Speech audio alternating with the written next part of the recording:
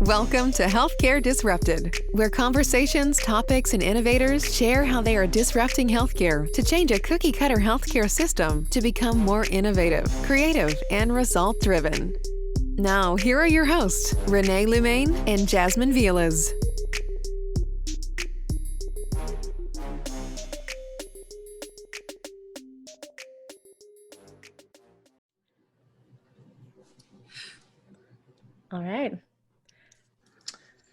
All right. Welcome back to Healthcare Disrupted. I'm your host, Rene Lumene.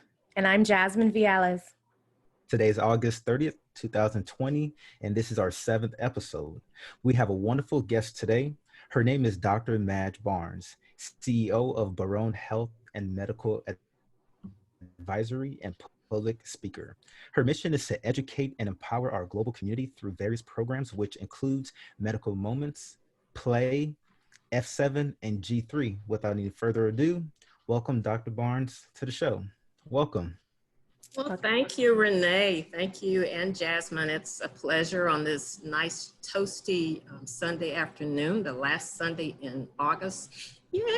The autumn is going to be here, and it won't be so hot in Texas, but right now it's really warm. But I do appreciate the opportunity to share a little bit about myself and what I believe God has called me to do with you as well as the viewing audience in the future. So I appreciate being asked. Absolutely. I just want to tell our listeners that Dr. Barnes and I, we go back, is it 5, 6, 7 years or so? No, it's actually 7 years. Oh, 7 years. Okay. And she loves to correct me, I'll tell you that. I love it. It's the numbers, Renee. But Dr. Barnes. Okay. It is. 2013. But June 2013. Okay, go ahead. 2013. Absolutely. That's when I moved to Texas and working at JPS Health Network. And my clinic was, I think, maybe a block over from where the clinic she was at. And I remember when I was asked to go help out at that practice, I think the practice manager was out. I can't remember the reason why, but there I walked into the clinic and you couldn't miss Dr. Barnes. The moment I saw her, it was something about her. I mean, it's just her presence, it just screams queen. It's, it's just, so, and, just having the opportunity to get to meet her. I mean, she has such a wonderful personality. I've learned a lot from her. And, she continues to uplift, people, especially people of color. And so I think, for her, hearing her story is amazing. She's patting those eyes already. Yeah, I know she is. I know. Bringing out the tears. Getting those tears. I've got the vapors. Okay, go ahead. Oh, my I'm sorry. goodness. I'm going to behave. So, don't behave. Yeah. Don't behave. No one likes a well-behaved person. We gotta break out, right, Dr. Barnes? That's right. So, our first question to you, Dr. Barnes, and I know you and I, we've always talked, but I think this will be a great opportunity just to really understand as to, why you chose to be in the healthcare industry. May I talk now? Okay. Yes. That's a very good question. It's a very common question. And usually the preceding question that I get is, have you always wanted to be a doctor? And my answer is absolutely not. No. As a matter of fact, I did not decide to become a doctor and to go into medicine until my second semester, sophomore year in college. And I'll tell you why. When I was in high school, I wanted to become a dentist. And so I went to my guidance counselor, told my guidance counselor, who was a European older male, I said, I want to be a dentist. And his response to me is, Madge, that's going to take a long time to do. He didn't say no, but he basically was telling me, you're not qualified to do that. That's going to take too long. So I changed my mind. I said, well, I'll listen to him. He is my guidance counselor. So when I got to college, I just wasn't sure what I wanted to do. So I pretty much floundered around with, looking at various degrees and opportunities. Did I want to go into nursing? It's like, no. Social work, no. medical technology, didn't even know what it was. And I said, well, maybe that. But finally, when the time came my sophomore year to declare a major, I noticed that I had an aptitude, and I was taking the same courses as some of my friends that were in pre-med. And I had one of my sisters to say, well, why don't you go to medical school? I'll pay for it. Now, this is the key word, I'll pay for it. And so that was no, because I'm still waiting for that money. So I said, well, why not? And I changed my major, my second semester, sophomore year, went to summer school, thankfully graduated on time, because I had always had an interest in the aptitude for science. As a matter of fact, I've told the story in the past of my sisters are older than I am, and they were in college. And when they'd come home for summer school, they would bring their health and their science books. And I was probably a 7th grader, 8th grader. And during the summer, this is the nerd factor, I would read their college health books. Wow. And I had such an interest in them. And it's like, this is so interesting. So I knew I had a desire for it. And I just believe, I'm a believer and I'm a Christian. I believe God puts things in you well before you're even formed. So it was in me from the foundation of the world. I just didn't know. And it just took some process to get it out. Right. Peeling off the layers. Once I made that decision, I graduated on time in May of 1987. Okay. Went to residency in family medicine. Wow. I always wanted to, everybody says, I just want to help people, but you can help people in ways that are not medicine. You can help people in easier ways and 4-year degrees. But it was a destiny movement and a moment for me to choose medicine. So it was a part of the divine plan for my life, divine mission. So I really didn't have a choice. I could have tried other routes, but nothing really was going to satisfy me and get me to where I am today had I not followed that line of education and educational pursuit. That was a long answer, wasn't it? No, it was a wonderful answer. Yeah, it's a story. That was good. I love it. Yeah. Great learning about you and the journey there. I mean, I think that some folks don't really identify with the fact, that it's already in them. They just have to listen sometimes, right? Take the long way around, but you're going to get there anyway. Exactly. Like Moses, going 40 years, I said, I'm too old. I can't do that. 40 years thing. I'm like, I'd be like in a wheelchair trying to see the first patient. Just got pretty early on. And that's one of the things. It's so important. I just want to make this point of having mentors that are early, good mentors, because a good mentor and good guidance counselors would have helped me when I said, I want to be a dentist, could have guided me, given me a little more information versus saying, well, no, it's not going to be take too long. But I believe even that was a part of the divine plan, because right now, had I become a dentist, and God knows I love them, I've got relatives that are dentists, and it's a wonderful career, but I wouldn't have been able to do that because I don't like spit and I don't like in people's mouths. So I would have thrown up the first day. So I really have to thank Mr. Vinson, who was that gentleman that told me it was, it would take too long, because steered me away from it and basically into my destiny. So even though it might have been a biased move on his part, it really was a destiny and divine move. Okay. God. I'm glad that you said that, because I was going to ask you, as far as, do you regret not becoming a dentist, but you basically answered it for me. People do. No, I don't. I can almost throw up when I do it. So when I go to the dentist, so no, I am grateful. I'm grateful. Oh my God. I'm the same. Can't really playing in people's mouths. That's not for me. I could never. And nowadays with COVID-19, really upset.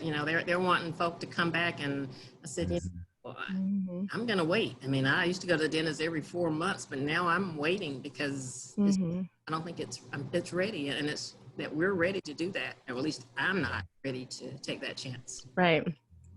Wow. Interesting. So, Dr. Barnes, I know in the past when you and I have spoken, you've kind of shared some stories, about you growing up, in society where, things are kind of similar, a little bit to maybe to how it is today as far as, you know, racial injustice. And so I'm just kind of curious to know, how was it like for you when you were going through school and, you know, pursuing medical school? Very, very challenging. Even, you know, if I even go back to, you know, fifth grade, because I went, you know, when I'm older than most, pretty much both of you probably put together, but it's, when you know, I went to what they call consolidated schools, or all black schools, until the fifth grade. Oh, wow. I went the year before it was required. So I was one of 3 black students at the elementary school, and it was probably the most challenging year as a child that you can imagine, because you know, I remember bursting into tears one day because little white boy didn't want to sit beside me, but then I had, you know, other friends that took me out, and it's like, wow, it's just so challenging. And I was in a part of the, you know, what they call the dirty South, you know, North Carolina, where, I mean, a lot of the South was pretty biased in the 60s and 70s, but, you know, and that was definitely true to form. And just having to experience that you're always felt you were second class. And as a child, even believing that as a 5th or 6th grader, even saying, you know, I know I'm not good enough, and I know I'm not smart enough. And so having a low self-esteem and feeling less than all the time, even though I was smarter than 95% of my classmates. I knew things when I came to the integrated school that my classmate would say, "How'd you know that?" You know, the very, and it's like, you always got to act it out. Okay. sorry. I love that. Well, that's the way we talk in Clayton, North Carolina. I love you, Clayton. Shout out to Clayton. But I knew things. For instance, I knew the preamble to the Constitution, and I can say it to this day. I won't say it now, but I knew that in the 4th grade, and they didn't know it. And it's like, how'd you know that? Because, you know, I had that type of start, and sometimes I think if I continued that start, I probably would have been a lot further along. But I think all things work together for the good. So I just always feeling like you're less than, and the teachers just always making you feel like you weren't the best and you weren't good enough. You know, going into undergraduate, always being one of, you know, a handful or the only African-American, black. Now, I think the key word now is black. Everybody's not from Africa. So Rene, all blacks, being one of the only blacks. And you almost get to the point you're accustomed to it. So when you see more than one, you get the soul brother and soul sister head nod, you know, we're together, you know, but it's almost as if you get to accept biases. I go into situations with the expectation that there's going to be discrimination. The college that I attended, there was a 10% blacks at that college. So you know, again, you still expect. I remember being called the N-word, you know, by a group of Caucasian gentlemen, and I say gentlemen in the kindest possible way since I'm on Zoom. But it's just you get to the point again. You accept it, but then you start to make the best of it so that it doesn't always embitter you and just cripple you in your ability to move forward and progress. Right. The fault is not in me, it's in the others and their ignorance, but I'm not going to let that keep me from moving forward and what I believe I've been called to do. Right. Don't let it define you. That's right. Yeah, absolutely. Exactly. Now, go ahead. No, you're good. I was going to say, just with that said, now that years later, after kind of entering into med school and with all of this awareness about bias, you think that you still experience that in healthcare today, that inequality or? Oh, definitely. Definitely. Right. Sure do. And I guess that's the sad part about it, is that 30 years ago, I was in medical school, and some of those same students, I saw some students a few years ago that are still experiencing the same things that I experienced, even as a faculty person, even as in private practice, and working in various clinics and clinical settings throughout Texas. Yes, I've experienced it. Or, you know, there's sometimes folks just don't want to call you doctor. It's like Miss Barnes. And I say, you know, that's my sister, my mother. I'm Dr. Barnes. So, but it's, or Miss Madge. And I said, you know, that's just, again, that's just ignorance on the part of white people and even sometimes even Black females. And that's the other part, but I won't even go down that road. But people just feel like as though they can't give you that proper. And number one, you know, you're Black and you're a female and you dress nicely. So it's not like you're not on a video, you know, on MTV. You're supposed to be dressed like that.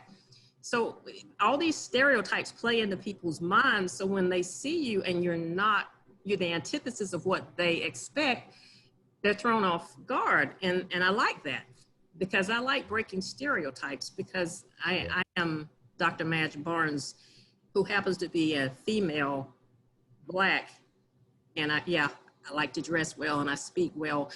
You know, one compliment that I think people used to say, and I've heard it said of me, and it really isn't a compliment, it's like, wow, she's polished. And that I used to think of that as a compliment, but it really isn't. What it's saying is, you don't talk like what I'm expecting a Black person to talk like, so you're polished. So it's like, that's not really. It's a backhanded compliment in some way. Yeah, right? so it's like back at you, you know. Right. I 100% understand what you're saying there. Mm-hmm. Like, it was more like, I didn't expect you to look and sound like you do. You get that on the phone also. It's like, I thought you were white. It's like, what does white sound like? You know, speaking English, because I've heard too many folks, patients and other folk that murdered language that didn't look like me. So all these stereotypes and biases, which are so prevalent still to this day, it's like, this is where we need to target looking at racism and racial issues. And we may talk about that later, but that's where it exists, and it still exists. Yeah, absolutely. You know, I want to share something too, and I may have shared this story before, but this isn't your interview. Well, I can tell stories too, right? Go ahead. I remember when I was in the Navy. I was active duty at the time, and I was working on my bachelor's degree, and I ended up doing an externship at the Mayo Clinic in Jacksonville, Florida. During that time, actually, I used to have a gold crown on the bottom of my tooth here, a gold crown, and my preceptor, he was, I think maybe at the time, the only African-American guy who was in operations, and he was highly respected guy. And to this day, I believe he still works at the Mayo Clinic. And of course, he since has moved up within the company. And he sat me down and he said, "Hey, Rene, listen, you are a motivated, bright, young, brother." And he said, "I want to share something with you, and I hope you don't get offended by it, but I just felt compelled to tell you this because this is how society will view you, right?" And so I said, "Okay, absolutely." I said, "Tell me, I'm not going to get offended." So he said, "Well, the gold crown that you have on your bottom tooth," he said, "if I were you, I would get that removed." And I guess my initial thought or reaction was like, why would I, get that removed? This is who I am. This is me. It's a part of me. But, he just said, "Listen, I don't want you to get mad. I don't want you to feel like you are changing who you are, but because you're so bright, I feel like you have a future. I don't want that one thing that you have on that tooth to people already have this, perception of who you are. And that's not even the case, right?" So he said that can potentially be that one thing that can block opportunities for you to, make it far in your career. And so I remember leaving that conversation, not upset at him, but upset at the fact that, wow, there's people out there that will, think of me in some type of way without even really knowing me. And so I remember after much thought, I I ultimately decided to get it removed. And so, I'm glad I did. But again, it's just one of those things that I think just being an African American person living in this country and just really trying to move up, you almost have to, make sure you are on point because, sometimes, that perception may potentially play a part, and so again, I just kind of hearing Dr. Barnes, tell her story. I just felt like sharing that. So, and can I just interject a good Mhm. example of something that happened? Wasn't with me, but I mentored a young gentleman, beginning his junior year at UT Arlington. He was pre-med. And so right before he started to do his interviews for residency, he came in one day and he had twist in his hair. He had twisted them because he'd been short, nice, clean cut. Mhm. Looked at him, I was like, no. I said, no. I said, you're getting ready to go on interviews. I said, Yeah. keep those twists. Basically, that's what they're going to see. Like, they're going to have these stereotypes. It's their issue. Mhm. You're trying to get in. I said, once you get in, you can do what you want to with your hair. But to get in there, to make things all even in this society's idea of what's normal, Yeah. twist out. So he did. And I can say now he is a pediatric anesthesiologist in Houston. But I'm just, and it's sad that we have to do that. And it's sad that we still feel that we have to do that because of society considers the norm, which is the white norm. And I think we need to get past that because people are different colors for a purpose, and we have different idiosyncrasies. There's a purpose and there's a beauty in it if we can ever embrace it and stop trying to erase it. Yeah. Absolutely. So true. So much truth in all those words. Yes. Very true. And so, Dr. Barnes, so tell us, because I know you kind of shared, with your stories, but is there, a time, throughout your career where you may have felt like you have been discriminated against because you are a woman physician and, just being in the healthcare industry? Woman physician, probably most of the time because they, it's the women, now medical schools, it's about 50%, 50-50 male, female.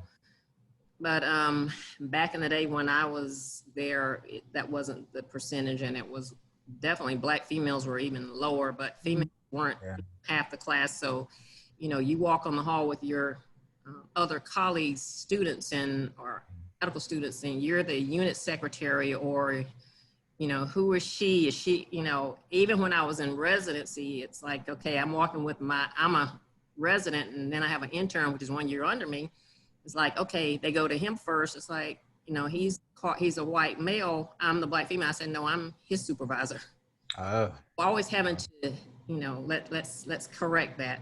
Yeah. He's smart. No, I'm his supervisor. And thankfully I had an intern that would know better than to say, oh yeah, I could take over. It's like, yeah, I'm the boss, buddy.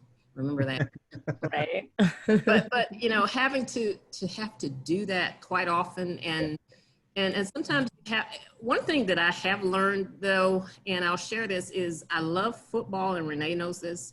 I used to like the Cowboys, but now I no longer like the Cowboys. I like the team, I just don't like the owner because for obvious reasons. I think there's some biases there, and I won't go into that, like the stadium love. But I like to talk sports, and I've realized that how you deal with good old boys in the hood is you go in the room, and I go in and I'm very confident, and I start talking about sports. That's the great equalizer for some reason in this country, and you can see that now. And I start talking football, and that kind of brings me to she's all right. She's smart. I'm smart because I know football and I know it in detail, even more so than other females. It's like, because I've had one of my chairman of my department, we were talking football. He says, if there were other ladies in the room, he says, they don't know what we're talking about. That would be me. That would be you? Okay, you are the one we were talking about, man. Yes, guilty as charged. But I love sports. So I have found that that's my secret weapon. I guess it's not a secret anymore since I'm telling it, but that's how I can get past that female stereotype. She da-da-da-da-da. It's like, no, let's talk some sports. Let's talk some, and I like to think I'm athletic. I'm really not, because I'm injury prone. I've had a broken finger, broken nose, arm, playing basketball. And that was just one game. No, it wasn't one. But I'll play every sport and try any sport. If I could play football, I will be out there. I just can't run, and I'm not anybody hit me. So exactly. You don't want to get tackled. My nails. But that's how it helps me. Now, the other problem with females is, me being a female, is with other females, because I'm a tall woman, I'm 5'8", I like to dress well because that's what I've always done. I don't make apologies for that. And women decide immediately, I don't like her. And that's not white women, that's not black, that's been women in general, often, not all, but very often, intimidated, that they don't like me before they even talk to me. And so once they get past that and they start to talk to me and they realize she's funny, and it's been very common that they will come back and say, I thought you were like da da da da, but you're so funny, you're so nice. Me in my head is like, well, I haven't changed, it was you.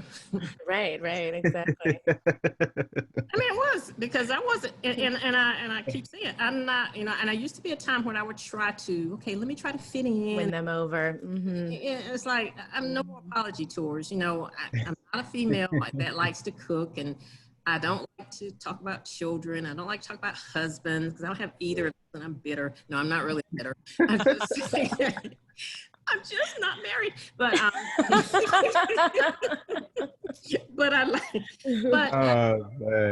okay, I know. Cut that part.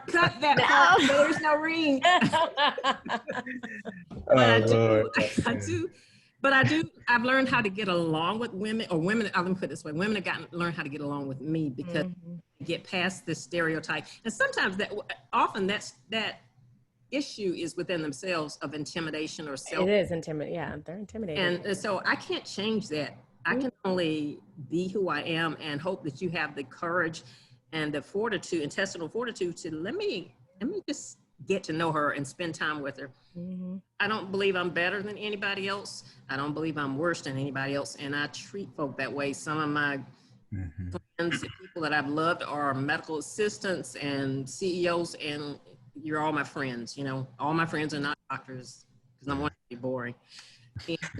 And I like variety of people, really, because doctors can be boring, Hey, for sure. Wow, what surgery did you do today? Please. So, not all doctors, but many. So I just like variety of people, and so that has helped me. And I know that was a really long answer to a very short question, but wow, that was great. Yeah, it's all right.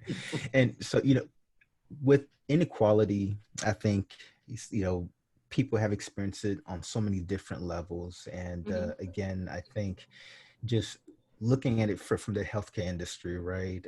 I know I've been in situations where I feel like, man, whether just overlooked for certain opportunities, or, just certain things happen. I'm just kind of curious, because I know in the world that we live in today, and as you can see in the news with, whether it's racial profiling or just, inequality in general, what do you think in healthcare needs to happen to where we can kind of balance that out, to where people of color are having the same opportunities? Because one thing I always say is that whenever I apply to an organization, the first thing, or if I'm just doing research on a company, the first thing I always look at the people in the C-suite, because I feel like the people in the C-suite tends to be a reflection of how the organization is going to look like. And so, in healthcare, all the organizations I've worked for has been predominantly, Caucasian, maybe one one pepper in there, one African American, or maybe one Asian, but it's just like, okay, and again, not taking anything away from those who are in those positions, but I do understand that the Good Old Boys Club actually do exist, right? And people will put whoever they want in these positions, and it is what it is. I get it, but I'm just kind of curious, Dr. Barnes, from your perspective. I mean, what do you think needs to be done in the healthcare industry to kind of balance out the equality and making sure that people of color are actually getting just equal opportunities and just being looked at just like their counterparts? That is a excellent $64 million, not even 1,000. That's $1 million. Yeah. And I'm going to be very frank with you. I believe the issue, we've heard the issue of racial disparities for me ad nauseum. And I remember being in meetings, I said, you know what? I am tired of hearing about racial disparities and Blacks. We know that's the issue. The problem, I believe the solution lies not in Blacks, it lies in white people and white leadership and white faculty. There's institutional racism that exists starting undergraduate, definitely in medical school, and all the way up the chain.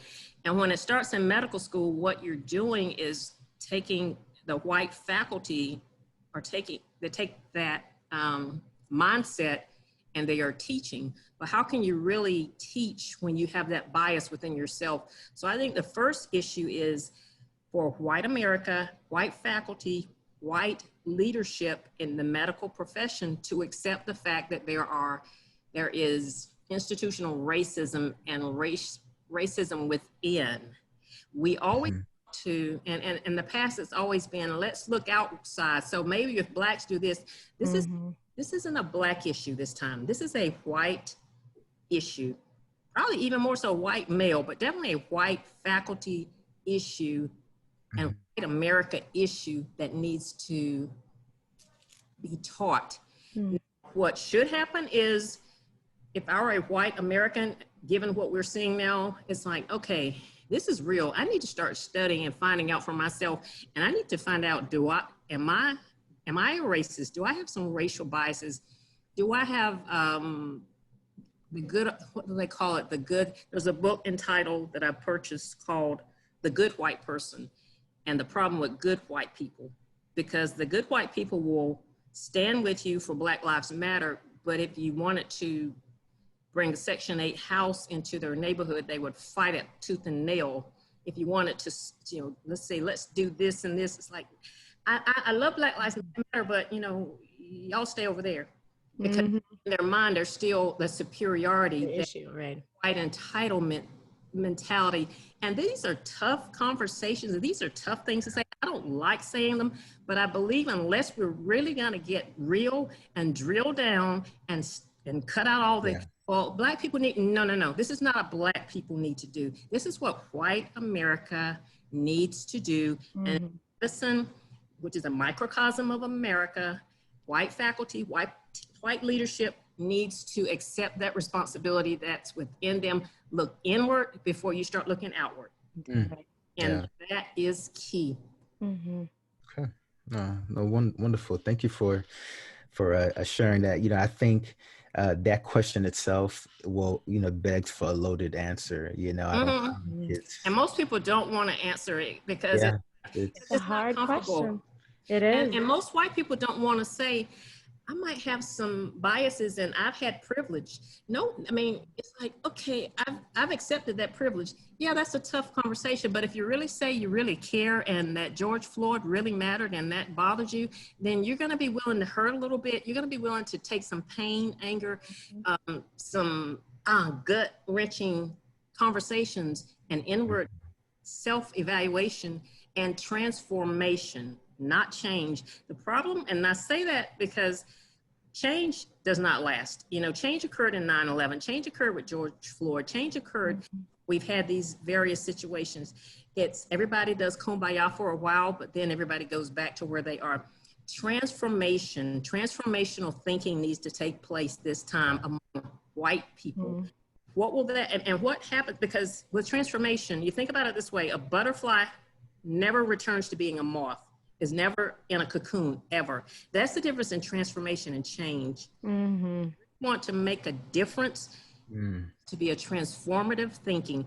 And what will that do? Number one, when you start to have white faculty and white leadership in healthcare that come to themselves and realize their thinking needs to be transformed, what's going to happen? They're going to first reach outward, I'd hope, to their families and those around them who have had the jokes that were using the N-word and they thought were okay. They laugh about it, get that inward transformation, and then start to treat their patients that don't look like them, those Black patients, differently, because they may just see it as, oh yeah, they're ignorant, you know, people of color. Versus, this is a human being, and I've been biased. And that means I've not practiced the best quality of care because I've overlooked many factors in their lives because I didn't take the time to get to know them. But I prejudged them. Yes. Okay. Beautiful analogy. I mean, I really love that explanation of the difference between change and transformation. That was wonderful. And being prejudged, which is what Rene, that story you told earlier, that was the fear of prejudgment, right? We all fight that, especially when, you know, you're getting into an environment where the conversation that we're having right now is the realization that, you know, healthcare is a good old boys club, and most of those good old boys don't look like us. So that's the reality. Yes. You know, Black females are about 3 to 5% of all doctors. Wow. That's low. Yeah, that's powerful. That number, 3 to 5. Wow. What are we doing to grow that? What are we doing, Doc? Well, STEM programs, you know, I like to mentor. It's very important for me to mentor. Right now I counted 6 or 7 people that I mentor, and just, you know, just allowing that, because I didn't have a mentor. I didn't have the benefit of having a mentor. So I want to do that which was not afforded to me, or I had the opportunity to mentor, to say, you know what, there's an option. You think you might want to be a doctor? Let's talk about it. Let's see what the process is. Let me help you along the way. Mentoring. See one, do one, and then pass that along generationally. Sometimes we don't think we can do other things because of where we grow up, silo, and we think all that we see is all that we can do. But let's get beyond that and say, you know what, let me find maybe I can. Let's shoot, you know, for the star. Let's swing. I like baseball. Let's swing past the trees. You may not get to be a doctor, but don't settle if that's what you think you want to be. And it doesn't have to be a physician. It could be a physician assistant, it could be a nurse practitioner. But we need more of those folks. And STEM, you know, science, technology, engineering, mathematics, we need folk pushing young folk to get into those areas. And I think that's where we as Blacks can let's do more quality mentoring. You know, oh gosh, I've arrived, and come over here. You know, exactly. No, you don't want to pour back into the community, right? To inspire them to step up and see someone that looks like them. Exactly. And don't be afraid to go into the community. You know, it's like, okay, I've arrived, but you come to me. No, sometimes you got to go where they are. You have to. I've mentored young ladies, and I've gone to their apartment, you know, and, you know, of course I got out of there before it got dark, but, you know, be real. I mean, I'm being real, but you gotta be real. But I do, but it was important, you know, to go to see where they, you know, where she lived. Yeah. That's just important. And I think it's critically important, and I don't see enough of that with my fellow Black physicians. I'm calling y'all out, because I've been in experiences, and I've gone in situations where I look around and I'm the only Black person, doctor, that's volunteering. And it's like, where are my colleagues? And I remember one of my buddies, I talked to him about volunteering. He says, I ain't getting paid to volunteer. It's like, well, duh. That's why it's called volunteering. But I try to understand it, because, you know, oftentimes we come from disadvantaged backgrounds. I know it, I did. And so we're always playing catch up. So sometimes that mentality is still there. I still got to be catching up to try to. I've got work to do. I've got things. I got to do this. I get it. And I felt that, but I have always volunteered throughout my life. So I've always believed in giving back and being balanced. I can't just be so caught up in making money, because making money doesn't make you. You just make what you already are. So I just want to, to give back that which I have been given, and that isn't always money. Back some of, a tithe of what I've been blessed to receive. So that's how you get to have more. Be an example and be there, be present. Be present, show up and let them see you, right? Exactly. I love it. Absolutely. And, I think that is wonderful, Dr. Barnes. I mean, you are definitely right. I think mentoring and being present, to allow, these young kids who may not even have opportunity to really see somebody like you in a position that you are in. Because again, I think when I shared my story, just learning about the profession of healthcare administration, I didn't learn that until I was 18, 19 years old. Having a simple conversation with a physician that really led me to going into that field. And so now it's like whenever I see young boys and girls, I'm always talking to them about the healthcare field, the different career path and opportunities. And, I think, whether we realize it or not, but just having a simple conversation and exposing somebody to that realm of career path, that may be that thing that just set them off to, to do great things. And so I appreciate that. And I think that helps because, again, everyone's not going to be a physician, but some are going to be.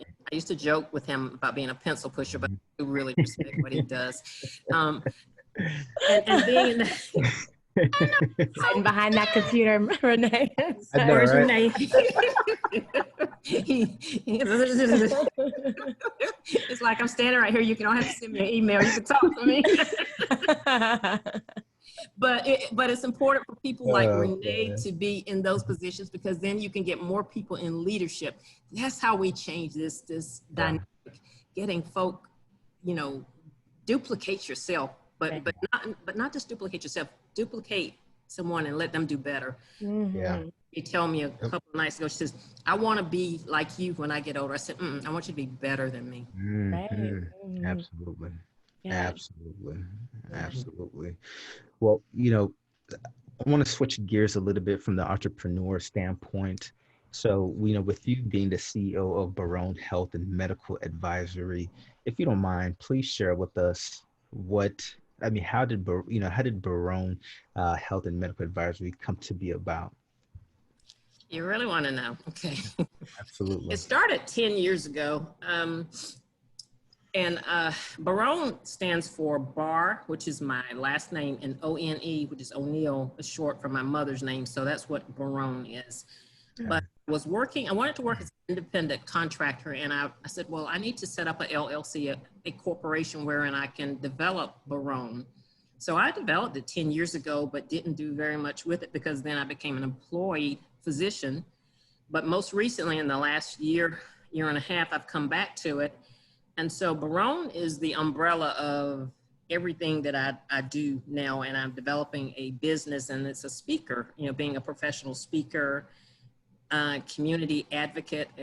And so Barone consists of many things. Speaking is one, but also F7G3, which I can talk about that, and play. We can talk about that, but I help with that too. Okay. I knew this was gonna come. Okay. Let me talk about play. Okay. Many decades ago, many years ago. Oh Lord. I realized that, I'm a person that believes, I don't believe in doing something and it's not working. And, we go through the motion as a physician, patients that are overweight or just not healthy, you say, okay, exercise and lose weight and get physically active, And I soon realized that people are not doing that. It's like it goes in that ear and then it goes back out that ear. It doesn't go through. And so because I get tired of saying the same thing and being ineffective, I said, what is something that's going to be more effective? People just need to get physically active. You know, just get off the sofa, stop flipping channels like I did earlier today, but just get up and get active. Yeah. And so I talked to Rene Lumene back in the day, and I told this to him. And so he came with play, which stands for, you might as well say it, Rene, productive, I'll say it, productive living, always young. Yep. So, and he gets credit for it. So what that means is find something that you enjoy doing, activity you enjoy doing. You decide as a patient, as a consumer, whomever, and you do that on a regular basis. What does that do? A couple of things. You choose, and you're going to be more consistent because you're not working out. You're not, neither of those sounds real exciting. They sound very punitive, but you're playing. Productive living, always young. And so you find something you enjoy doing and you do it. For me, I like dancing. I'm a dancing machine. Yes, I love it. I mean, I can drop it, pick it up, all that. The music comes on, even without the music, right? You're just right here, got the music in my head. And Renee's. But it burns calories. And so I started counting. I said, you can keep for 4 times. That's about 18 minutes. So, you know, people say, you know, used to say, okay, you exercise for 30 minutes a day, 3 times a week. Okay, sure. But you say, okay, do Cupid Shuffle 4 times, Monday, Wednesday, Friday. You got 18 minutes right there. You started doing, and you know, is it expensive? No. You go on YouTube, you find Cupid Shuffle. Ladies and gentlemen, boys and girls, help me vision Cupid. It's like, I started that a couple of times, I guess. Yes. Like 1,000. So Cupid Shuffle, you know, you do it at every wedding, every funeral, and I request it. So that's what I do. I also like tennis, and I've really started playing tennis again. I frankly think the treadmill and exercise equipment is from the devil. I think it's demonic. I really don't like any of them. I think they're spawns, and I denounce them in the name of Jesus. But don't Rene that. I know, right? First part of his day in the gym, right? I look at treadmills, and it's like, yes. Right. It's true. You got to find. But that's not me. But that's the key with play, is you find what you like to do. And so when I would tell my patients, it's like, well, can I do this? I said, I'm not going to tell you to do. You decide. Right. You decide, because then you become accountable, and then you become the person that, you know, has to make it happen because it's on you. And you enjoy it all along the way. And you enjoy it. Exactly. And it was so important for me to do this that I actually had it copywritten by the United States government. So no one else used our acronym, Rene. Play. He never lets me forget that. He helped me think. It's all yours. It's all yours, Dr. Barnes. Okay, you heard that. You heard that, Jasmine. I heard it. We got it on recording. Okay, so when we start making millions and multi-millions, he's not come up there and we're having coming back for your royalties. And he wants some money. He wants some. Oh man. And when I started doing that with patients, they really enjoyed it. So then I decided, let's take that to my Facebook page. So I decided to jazz it up a little bit, and I call it, people over the age of 50, I call it F7G3. And F7 stands for Fabulous Fit 50 Faithful Female Foxy Friends. And G3 is Gents Going. And And what was G3 again? I missed it. Rene interrupted me. I'm sorry. And G3 is Gents. Because he's not there yet, but he can be there next year. Gents get going.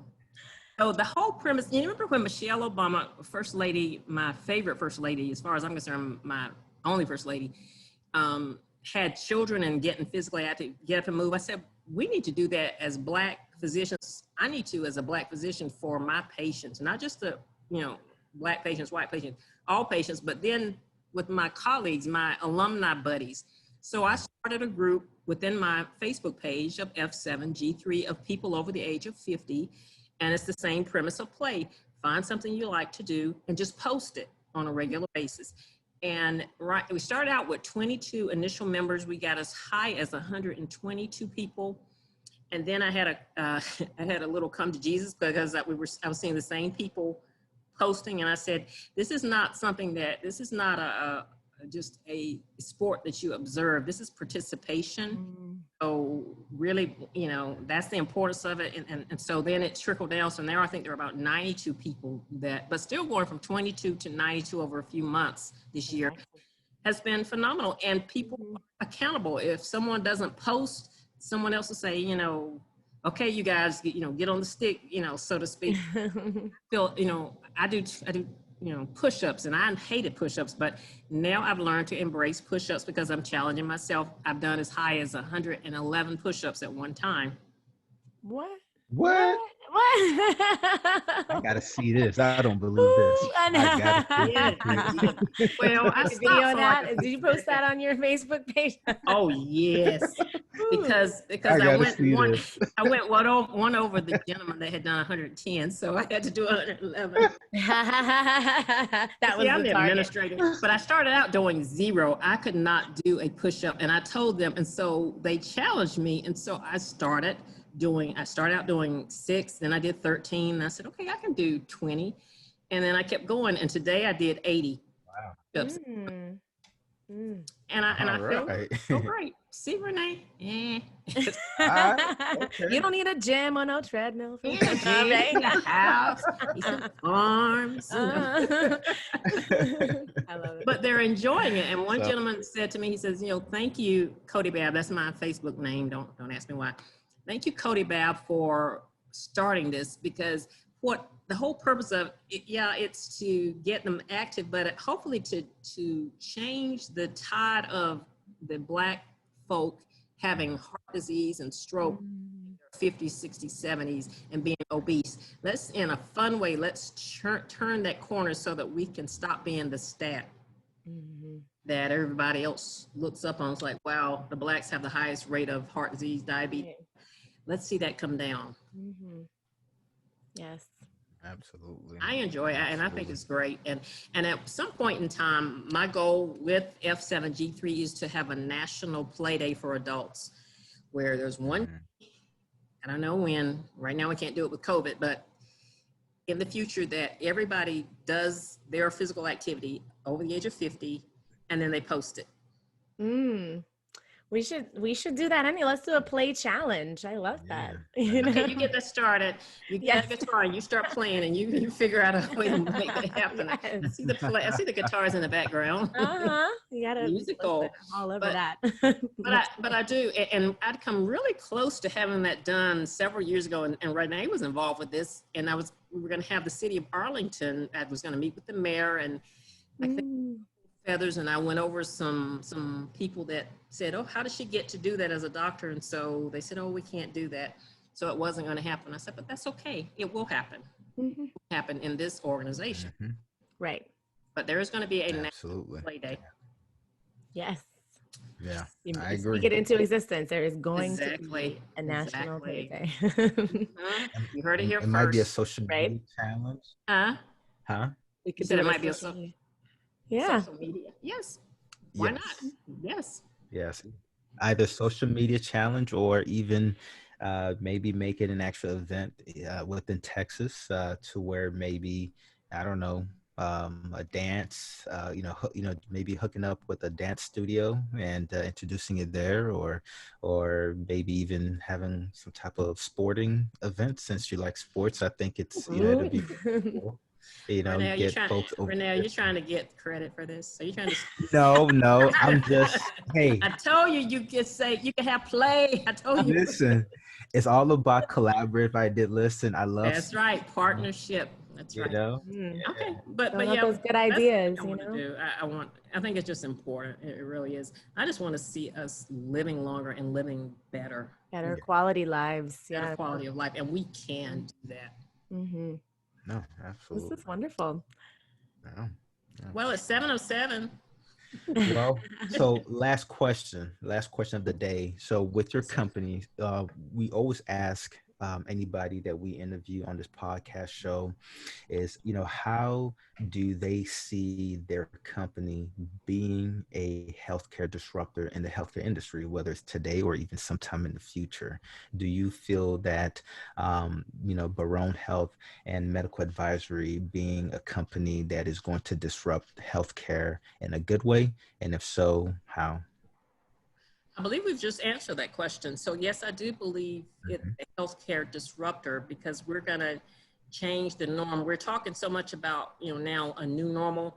I believe in healthcare there needs to be a new normal, and that new normal does not include health disparities. That new normal doesn't include the statistics for African Americans and Blacks being so high in certain areas.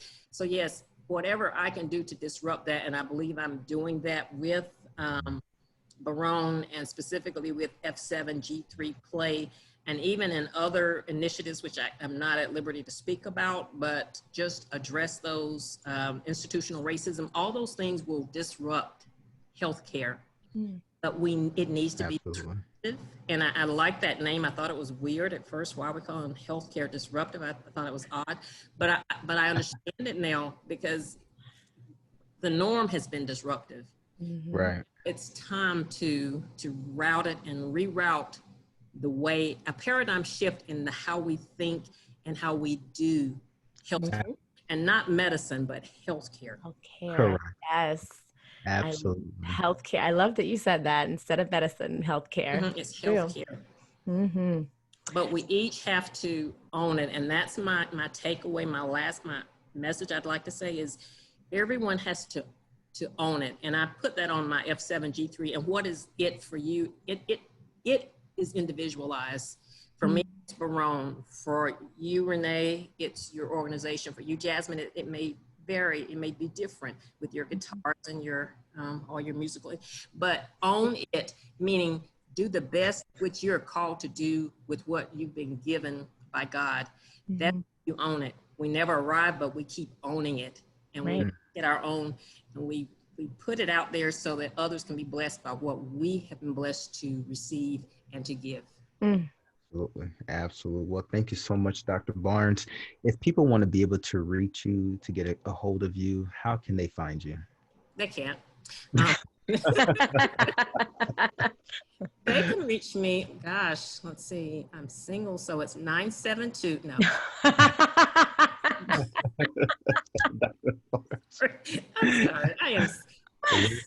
Send a picture first, please. Send and a resume.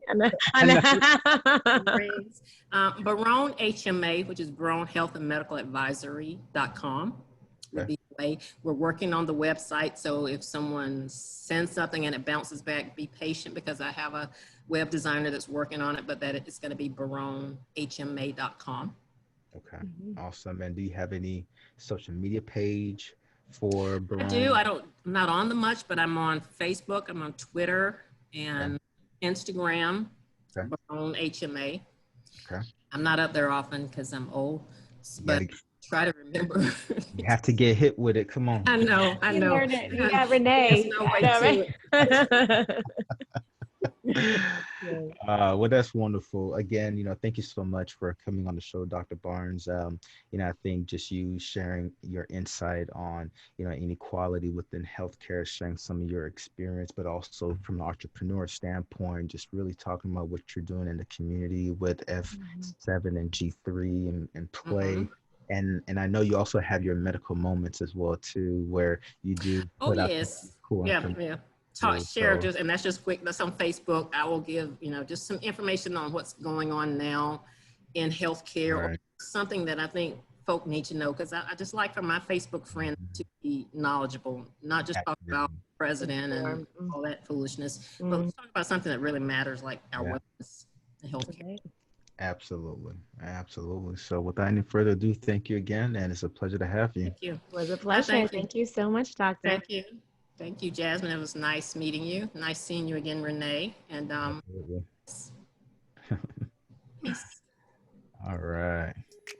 Thank you for listening. Be sure to check back for new episodes of Healthcare Disrupted. Find out more at www.healthcaredisrupted.org. Until next time.